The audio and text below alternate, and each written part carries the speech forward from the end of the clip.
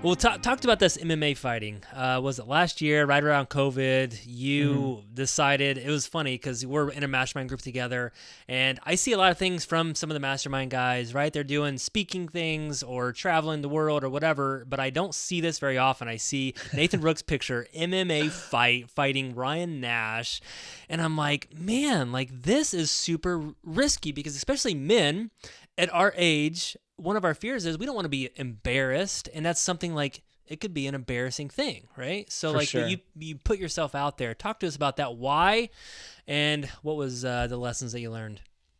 Man, there's a lot there. It's a great question. So kind of backstory, I was bullied as a kid, terrified to be in fights, had a lot of really awful experiences, basically grade school on all the way through high school.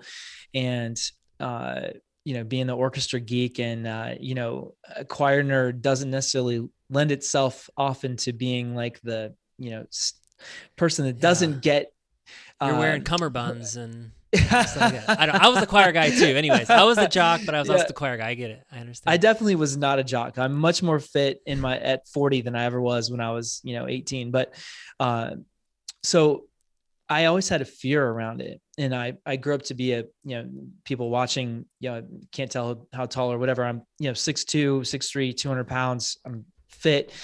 But it was like, how do I feel as a man to know actually how to handle myself?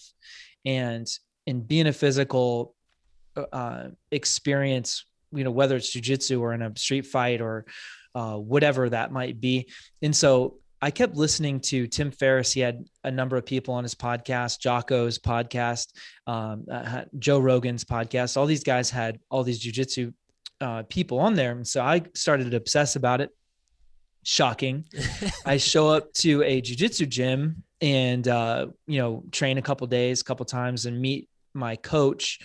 And he invites me, or, I get into, shocking one-on-one privates. So doing some jujitsu, and I ask him to do, some sparring stuff, some kickboxing MMA stuff. And so we started doing that training. And I will never forget the day that I kept harassing him, like, hey, I want to spar. Hey, I want to spar.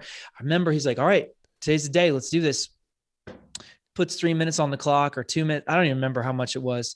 And I'd say about the first 5 seconds, I was really excited to be in that. And it is terrifying when you're not used to getting punched in the face.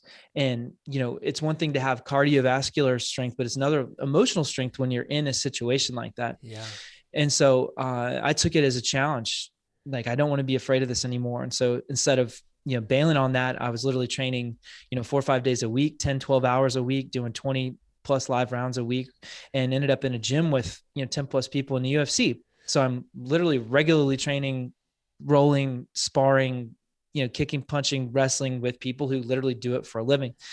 And so I got to a place where I just decided I cannot do this training and watch all my buddies take these amateur fights and not do it. Mm. I just can't do it, Brett. Mm-hmm. And so I was actually at a CG event in the Collective Genius Mastermind in San Diego. And I texted my coach and I was like, all right, man, give me an opponent. Let's just do this. I may or may not have asked my wife before that. Yeah. She probably remembers very clearly the answer. But next day I get a picture and said, do you want it? And I'm like, in, done. Mm. And so I just had to do it. Wow. So what was that like? So you're entering into this fight, very first time. Again, what were some of the feelings that you had, the emotions coming in? You got some friends coming in and are watching you do 100 this plus. brand I new sold thing. out. It's not like you've been doing Yeah. this for your life. No, no. And like I said, first fist fight really ever in my whole life is in the cage. So, and I sold 100 plus tickets. I have, half of them were like front row. They're all wearing shirts with my name on it. And my favorite quote on the back, which is the Theodore Roosevelt, man, the arena quote. I love that. And so if it gives you an example, I spent 3 months pondering what my walkout song was. And I didn't even hear it because I look at my coach and I was like, hey, I'm not sure I'm adrenalized. He's like, you'll be fine. I literally walk out there, don't hear the song. All it is lights. And, whatever the coach said, I have no idea.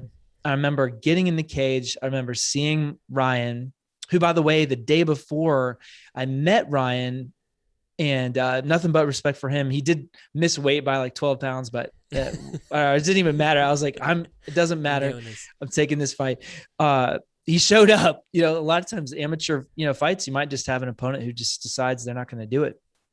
And so I was literally cutting weight. I cut 20 pounds in about 6 weeks, but 8 of those pounds were the day before the fight. Wow. And I was in ketosis. So I sat in the sauna and literally dropped weight like that because I prepared. But he happened to actually decide to go cut weight at the exact same place I did. Oh my gosh. Unbeknownst to me. So he's sitting in like a trash bag suit, and we are literally like 3 feet from each other in a sauna. Me, David, my business partner, and Ryan, all in the same sauna. And you have all these people coming in and out like, oh, what's going on, guys? Yeah, I'm getting in a fist fight tomorrow. Who are you fighting? That guy. And oh, did you guys like have that dual like eye contact? No, just friendly. Hey, we're gonna. it was just, almost probably too nice, Yeah. and Ryan has a totally different background than me, and I won't, speak for him, but I think he had plenty of scraps before that. Yeah. But for me, I was feeling jacked to just do it. And it's one thing because, you get in a fist fight.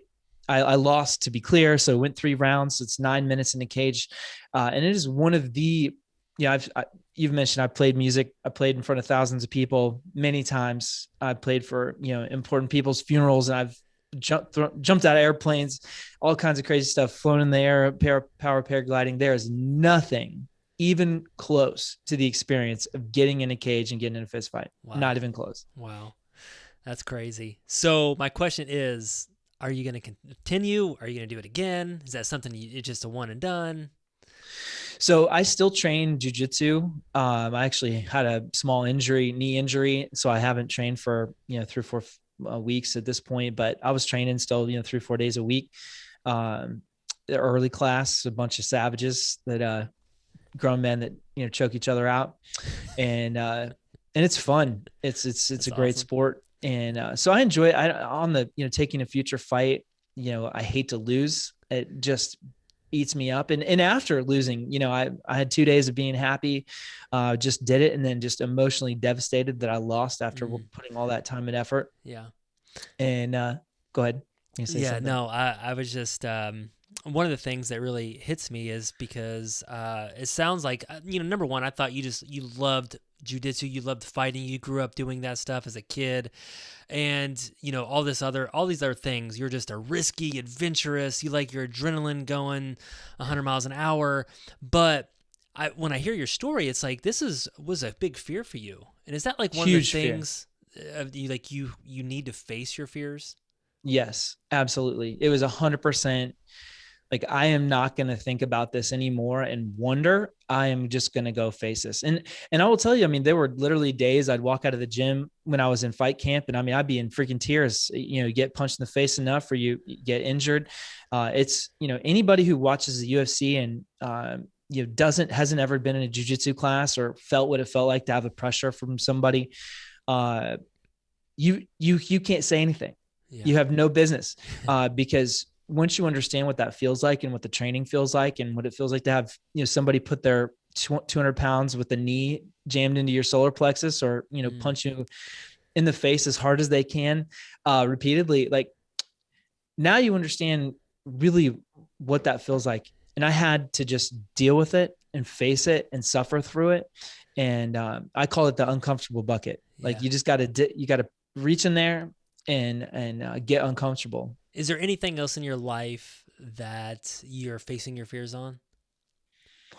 I do that, I think, regularly. Like, for instance, in the hunting world, it's one thing to go out on a day hike. It's another thing to pack all your stuff on your back and go out for a week or 2 or whatever. Mm-hmm.